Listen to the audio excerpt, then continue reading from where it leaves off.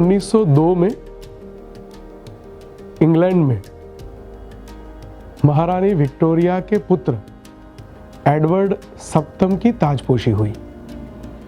जहाँ जहाँ पर ब्रिटिश राज था वहाँ पर इसका उत्सव मनाने का निर्णय लिया गया। भारत में उस समय वायसरॉय के रूप में लॉर्ड कर्जन विराजमान थे। लॉर्ड कर्जन ने 1 जनवरी 1903 को दिल्ली में दिल्ली दरबार का बहुत बड़ा आयोजन किया।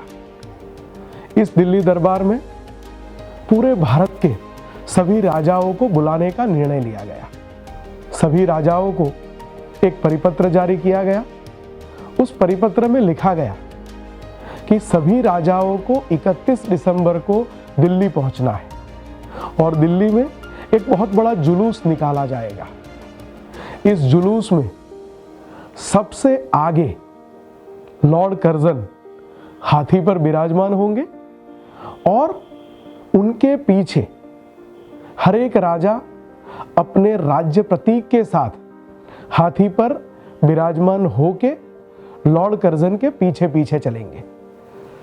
जब यह परिपत्र महाराजा सयाजीराव गायकवाड़ के पास पहुंचा, महाराजा साहब ने इसका तीव्र विरोध किया। उन्होंने स्पष्ट रूप से संदेश भिजवाया कि इस जुलूस में महाराजा साहब सम्मिलित नहीं हो पाएंगे और स्पष्ट रूप से उनके संदेश में लिखा गया कि ऐसे जुलूस में सहभागी होना महाराजा सयाजीराव गायकवाड़ की प्रतिभा के अनुरूप नहीं है, ये उन्हें शोभा नहीं देता, इसलिए वे इसमें सम्मिलित नहीं होंगे। कोई और राजा होता तो कोई और कारण दिखाता जिससे अंग्रेजों को बुरा न लगे, पर एक सार्वभौम महाराजा के रूप में उन्होंने अपना और वडोदरा राज्य का सार्वभौमत्व उसकी चिंता की। 31 दिसंबर की रात को ट्रेन से निकलकर वे 1 जनवरी को दिल्ली पहुंचे और दिल्ली में जो हुआ आज भी 122 वर्षों के बाद भी उस दिल्ली दरबार में महाराजा सयाजीराव गायकवाड़ के उस व्यवहार की चर्चा होती है। 1 जनवरी 1903 दिल्ली दरबार की शुरुआत हुई।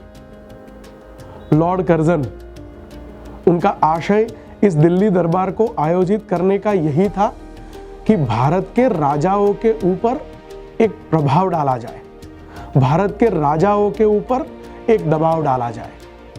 वहां पर एडवर्ड सप्तम के सिंहासन पर स्वयं लॉर्ड कर्जन बैठे थे। एक के बाद एक राजा आते थे, आकर लॉर्ड कर्जन के सामने झुकते थे, उनको कुर्निश बजाते थे और कुर्निश बजाकर बाएं हाथ से मुड़ जाना होता था, जिससे सिंहासन पर बैठे हुए लॉर्ड कर्जन को पीठ ना दिखे, उनका अपमान ना हो। बारी आई महाराजा सयाजीराव गायकवाड़ की। वडोदरा के राजा महाराजा सयाजीराव गायकवाड़ दरबार में प्रवेश करते हैं। प्रवेश करके सीना चौड़ा रखकर, सर ऊंचा रखकर वे सिंहासन के सामने जाकर खड़े रहते हैं और वहां पर नतमस्तक हुए बिना अपना मस्तक ऊंचा रखकर वे लॉर्ड कर्जन को बताते हैं कि आपके राजा को उनके राज्याभिषेक के निमित्त मेरी शुभकामनाएं दीजिएगा। और वहीं से वो पलटते हैं और लॉर्ड कर्जन को अपनी पीठ दिखाकर दिल्ली दरबार छोड़कर चले जाते हैं।